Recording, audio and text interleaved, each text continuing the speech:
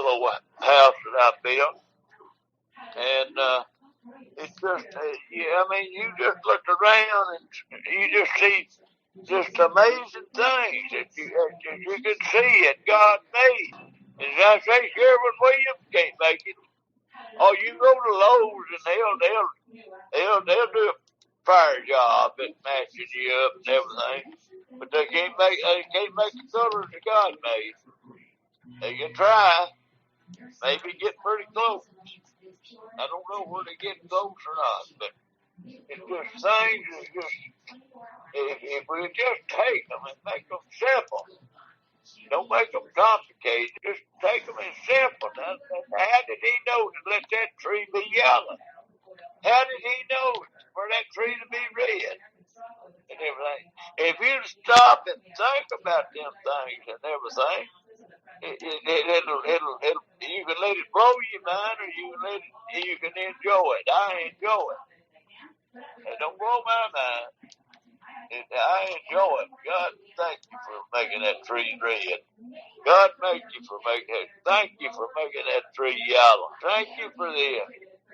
It's so simple if we'll just let it be simple. We make things too complicated. Man does. Trying to say something. This is autumn green.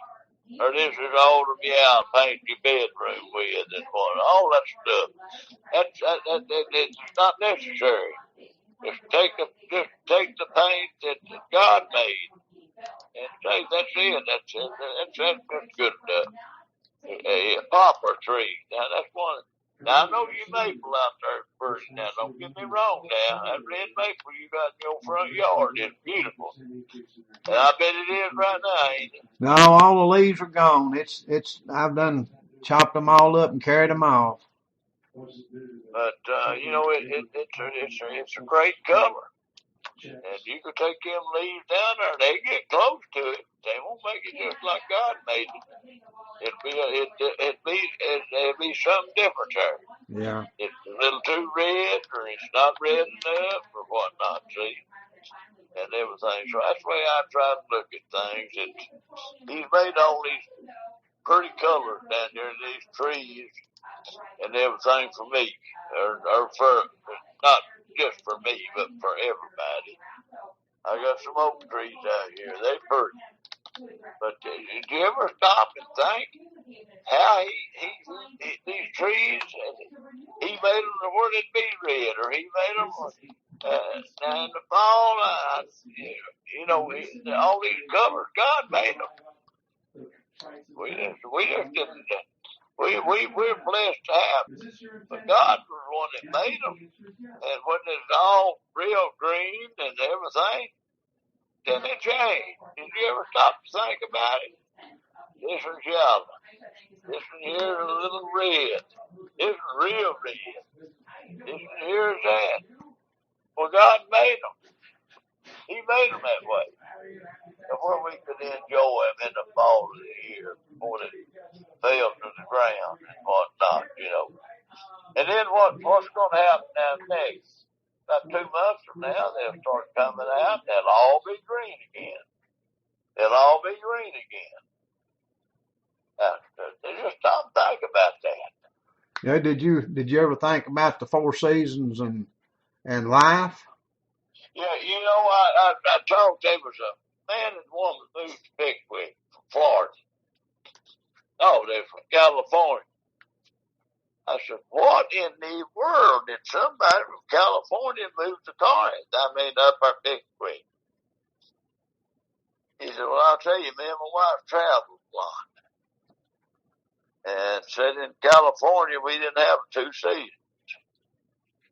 It was the fall and the spring, and there was a fall. Here, there's 4 seasons. Here at Pickwick. That's the reason why we're here at Pickwick. But I wanted more than just 2 seasons, spring and fall. And I never gave it much thought. How blessed we was to have the 4 seasons that you're talking about. I never give it much thought. He said that hearing a man move 2,000 miles to where he could have 4 seasons instead of 2, see, and whatnot. Did you ever? There's so many things that we got to be thankful for if we'll just stop long enough to realize. Did you ever think about the 4 seasons in life? Well, not as such. Well, let me tell you how I interpret the 4 seasons in life. Spring is when the buds shoot out on the trees and life begins. The grass starts to grow and life's new and starting all over. And that's birth. That's when we were born into this old world. Then we move into summer. And I think of summer being about 35, somewhere around 40, maybe 50 in our life. Problem starts coming on. We don't get the rain. The grass starts to die. Or the weather ain't just exactly right for our gardens. Maybe the tomatoes ain't the best that they ought to be or have been. That's the way life is in our life. Then we move into fall, and that's where me and you're at right now. We've lived most of our lives about over, and we're into the fall time of our life. And then there's gonna come winter. And that's when we lay ourselves down and they put us in the ground. That's the 4 seasons to me. Yeah, now let me tell you something. A black guy, he taker. I was putting up cable there in front of his place down there on the south corner. And his name was Napoleon Lusk. That was his name. And Napoleon come out, hey, Mr. Bob. And I hate that word when they call me Mr. Bob. That bothers me.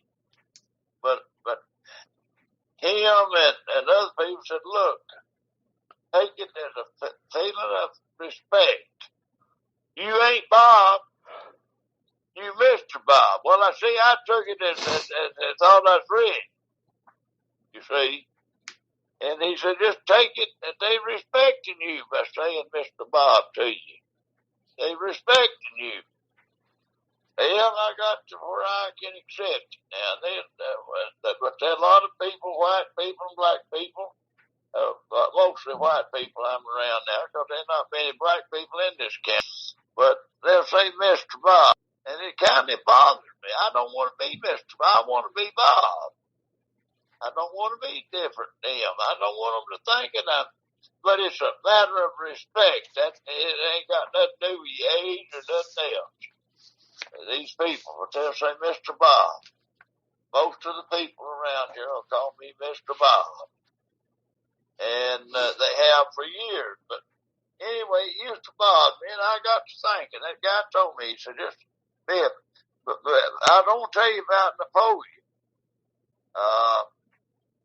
He had the most, and he's been dead and gone, but now they were a Patterson boy that worked for him, and it's Patterson Funeral Home now instead of Lufkin Funeral Home. And he told me one time, said, people die by the signs. I said, do what? He said, die by the signs. I said, what's the signs? He said, when the saps are rising, the saps are falling. And you watch your paper. If you get a paper there in Ashland, you watch it. He's right. They sometimes it takes 2 pages for them to get the obituaries in, because and if you watch, it's a sap to falling. That's when people will die. Just like you were talking about there a while ago when you said the 4 seasons of life. And then in the spring of the year, there'll be people. And I remember old people. I go to Morgan that they thought if they could make it to spring, they was going to live another year. They in the fall of the year, they didn't say nothing. But if they could make it to spring, they was going to live another year. Or just heavy. And that was that song that Merle Haggard done. Make it through December. Get through December. And I always think of that. I think, when I hear that song, I've got it over here. I'll tell on the CD. We'll make it through December. We'll be all right. That was a hard month for my daddy and your daddy. He wanted us to have a good Christmas. He liked Christmas more than we did, really. To tell you the truth, because he liked to shoot firecrackers and whatnot. But if we can make it through December, we'll be all right. And that's about what you're talking about 4 seasons of life to you and everything. But most old people, they thought if they made it to spring, they'd be around. Well, Ralph Standing, they was a song, and he put out, it means a lot to me.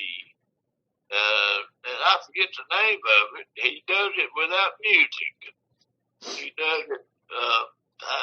It's something he does, and I think about it at the time when he's doing it.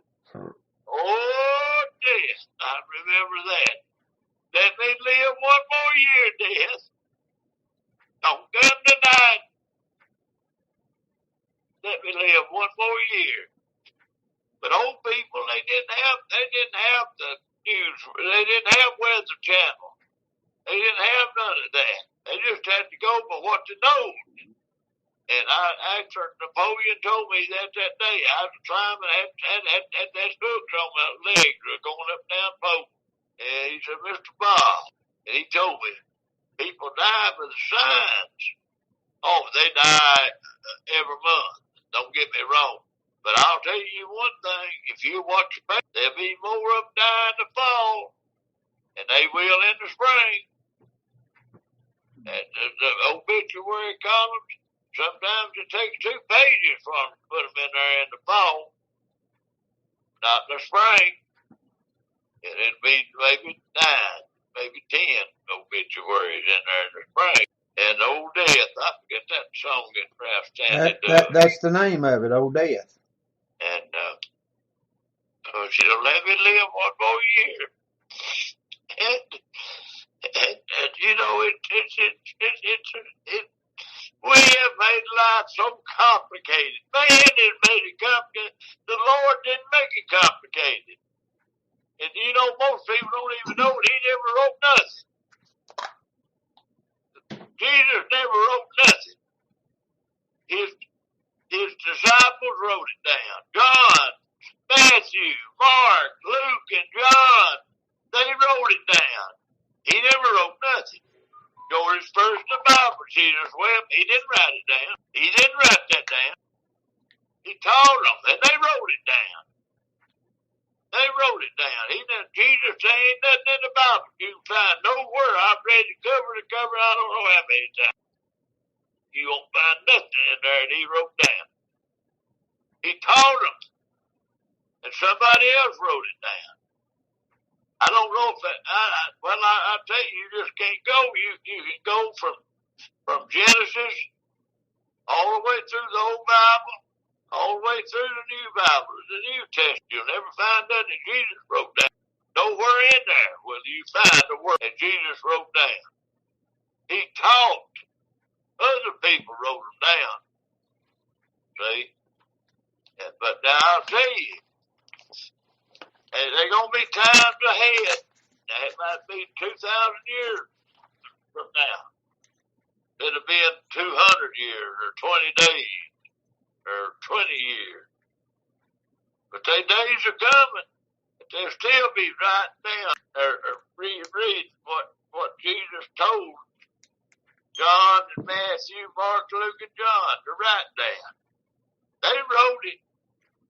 I believe it was, who did I tell you? I believe it was Paul. They never had a church, an old rock church there on the mountain there. And people come from Morton's Fork up there to have church on Sunday. Decoration Day, we called it back then. We didn't call it Memorial Day. It was Decoration Day. And Mom would always have her flowers taken and put on the graves of her. She had a baby, Robert Charles. I had him moved up there beside her. And everything. And it was a day of rest for him to go and remember them.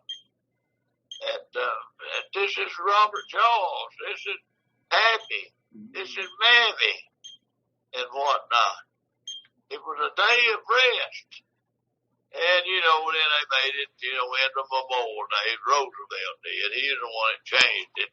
Because we had, when I moved down here, it was Confederate Memorial Day. And that'd be in the 1st of May. I believe it was might have been the first Saturday or the second Saturday in May. That was Decoration Day. And they changed it to the last Saturday in May or last Sunday in May or whatever, Memorial Day. They couldn't stand it because the Confederates would have their Memorial Day and the Union didn't have it. So they took Roosevelt did. President Roosevelt. He's the one that changed it and got it in Memorial Day instead of Decoration Day. But as long as I guess I was 10 or 12 years old when they changed it to Memorial Day. It was Decoration Day. And everything. Things change, but man makes things complicated. Jesus did. It's very simple. He wrote it, and not wrote it, but he said it to where the dumb, the imbecile that could understand. He made it plain. He didn't make it complicated. He made it plain to where the most stupid person on earth could understand it. He also, the very smart people on earth at that time could understand it. But he made it so plain. It's man that's took it and went here and yonder with it and made it into Presbyterian, Baptist, and Methodist, and Pentecostal and everything. Man done that. Jesus didn't. You can't find nowhere in there where he talked about the Methodist. You can't find nowhere in the Bible where he said something about a Baptist. Oh, he talked about John, and John was a Baptist because John was a baptizer. That's what Baptist meant to John's day. He was a man that was a baptizer. He'd take you to the river of Jordan and bring you out of the liquid grave into a new life. It didn't have nothing to do with the denomination. Man changed that. Man done that. Jesus didn't. There's only one denomination. You're either a Christian or you wasn't. A Christian, what it means, I'm a follower of Christ. That's all Christian means. I'm a follower of Christ. And see, when they had them bulls and all these rams and all these things in the Bible, you see these pictures, they had so many gods. Jesus just spoke to one God, my Father. That's all Jesus ever talked about. He didn't talk about a bunch of gods and everything. He just talked about my Father. See? And he made it so plain for us to where we wouldn't have to worry. And we didn't have to think it was a bull with a golden head or a golden ram and whatnot. He made it simple. And it is simple if you're a follower of Christ. You read his word. The most stupid can understand it. And the most intelligent can understand it. It's the people in between that wants to get, well, he said this, but he meant that. I know Jesus enough. I never met him. I'd like to shook his hand. Maybe one day I will. But he said to the very most stupid person on earth could understand it.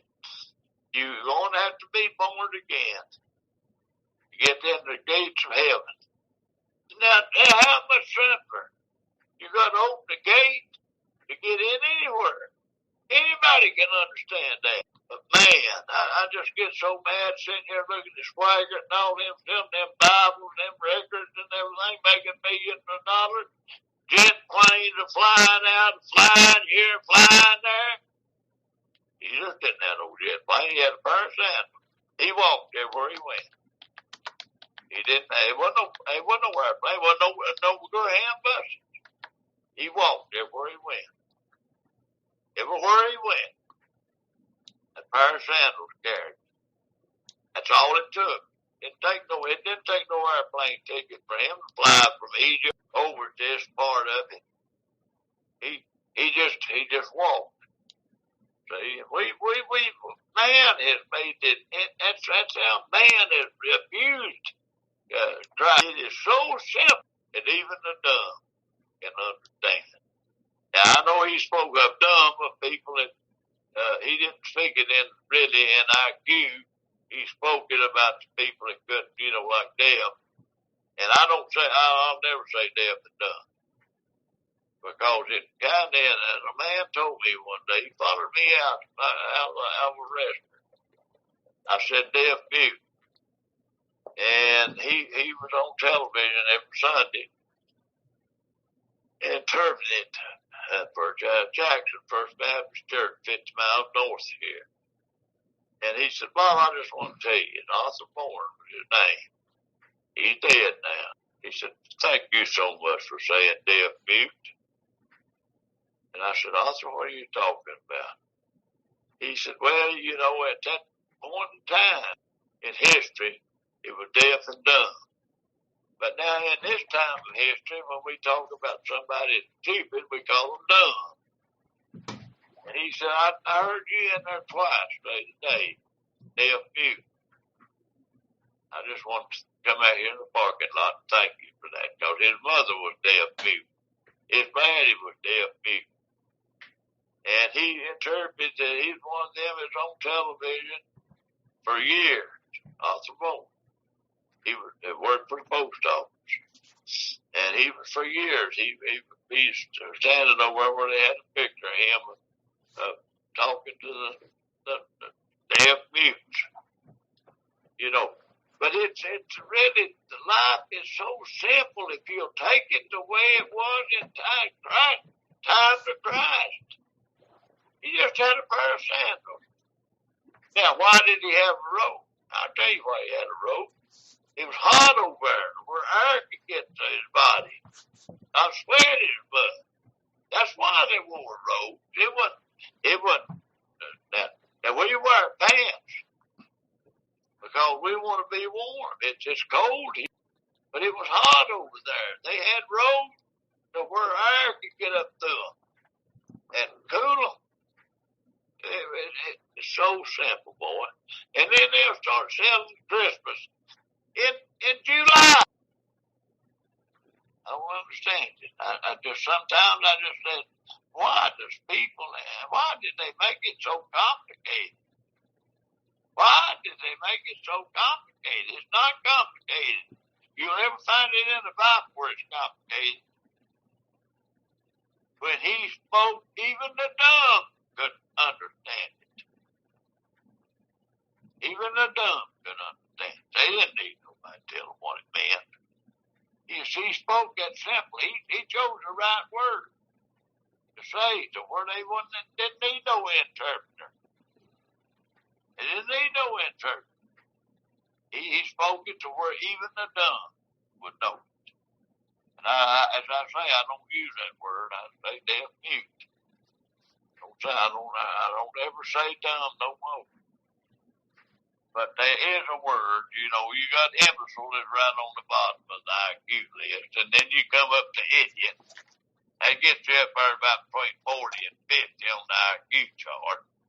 And then you go from there normal or under normal, then you get to normal and whatnot. See?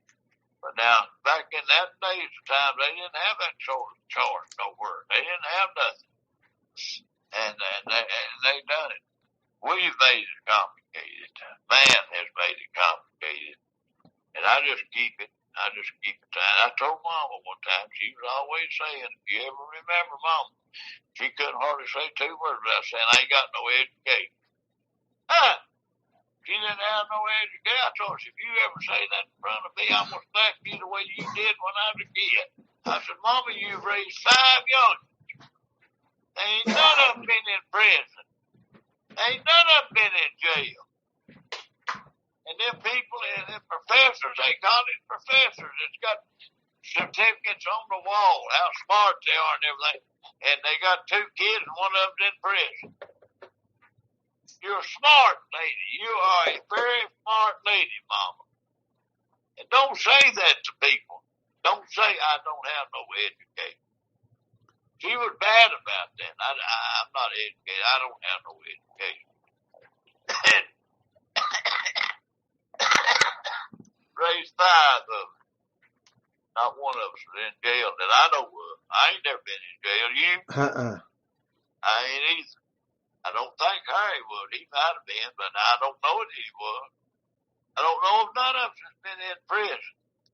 And then here's a man that graduated from Duke University, or Yale University, Harvard University. Got him a big certificate on the wall, and he's got a young man or a young girl in prison. The Mama was smarter than that. She was a brilliant woman in her way. She didn't know how brilliant she was. Oh yeah, she done things. She said things and whatnot to hurt us. She didn't mean to hurt us. She didn't mean it that way. When she said, I wish I never, she never gave it a thought what she said. She never gave it a thought. She just said it because she heard her dad say it or her mama say it. See? Yeah. She was a very smart lady now. She put something in me and I didn't put in mine. Now, I'll tell you that's how smart she was. And she didn't know she was putting it in me, but she did. Put it in me. Daddy, one time I told him, I said, Daddy, don't go on the mountain today. I said, my head hurt. He said, oh, kid, son, it'll hurt on the mountain just like it'll hurt here at the house. But then, after we started, got up there to the karaoke slate up, I didn't have no headache. They taught you in their way, and they know to talk. And you're going to get up. Dr. Wynn told me, and I know it's the truth now. That's your body talking to you. When your arm is sore, it's saying, let me rest a little bit. Don't use me today. That's your body talking to you. And, oh, my, your back, oh, man, don't lift nothing today. Kind of let it rest, he said. That's your body talking to you. That's your body telling you how it feels. I never thought about it till then. I never thought about it till he told me that. He said, now your body will tell you when it needs to rest. Just don't use it. If your arms and shoulders are hurt, give it some rest. Don't use it a day or two and you'll be all right. And then you can go back to using it again. Well, see, that's what I'm saying. Man has made life so difficult for people. There's so many people that just can't live because it's so complicated, and it ain't complicated. If they'll read their Bible, and it goes to them, and they break it down in their mind, into software, what people now, these young kids call it software, and let it break it down. That's the Lord talking to you. That's the Lord talking to you. When you read that scripture, the first thing that comes in your mind, that's him saying, this is the way it is. See, you've interpreted it enough right then. When you hear that, when you get that thought in your head, that's the Lord put that thought in your head. You don't need it. You don't need nobody to read no scripture to you and tell you what it meant. He was smart enough to say what he meant. Didn't say it. And they'll get it. That's how they send them Bibles. I bet Jimmy Swaggart has made $50 million off the Bible. So come in here, John. But I don't. I just don't let it. I got some company, Tom. I'll see you, buddy. Thank you for your prayer. All right. I'll call you in the morning. Get another. All right. Bye. Bye.